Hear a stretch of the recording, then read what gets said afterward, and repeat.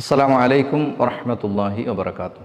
അൽഹംദുലില്ലാഹ് വസ്സലാത്തു വസ്സലാമു അലാ റസൂലില്ലാഹ്. പലപ്പോഴും പ്രയാസങ്ങളും ടെൻഷനുകളും അനുഭവിക്കുമ്പോൾ നമ്മുടെ മുന്നിലേക്ക് പുഞ്ചിരിക്കുന്നൊരു മുഖം കടന്നു വരുമ്പം പലപ്പോഴും നമ്മൾ ആ വിഷമം നമ്മളിൽ നിന്നും പോകുന്നത് നമുക്ക് അനുഭവപ്പെടാറുണ്ട്. നമ്മുടെ ചുറ്റുപാട് നമ്മൾ ശ്രദ്ധിച്ചാലറിയാം, ഇന്ന് പ്രത്യേകിച്ച് ഇക്കാലത്ത് ധാരാളം ടെൻഷനുകൾക്ക് അടിമപ്പെട്ട ആളുകളെയാണ് ചുറ്റും കാണുന്നത്. തിരിച്ച് നമ്മളും അത്തരം ആളുകളെ പ്രസന്ന മുഖത്തോടുകൂടെ, പുഞ്ചിരിക്കുന്ന മുഖത്തോടുകൂടെ കണ്ടുമുട്ടുകയാണെങ്കിൽ തീർച്ചയായും അവർക്കത് വലിയൊരാശ്വാസമായിരിക്കും. അന്ത്യപ്രവാചകൻ മുത്തറസൂൽ സല്ലല്ലാഹു അലൈഹി വസല്ലം തങ്ങൾ ധാരാളമായി പുഞ്ചിരിക്കുന്നവരായിരുന്നു.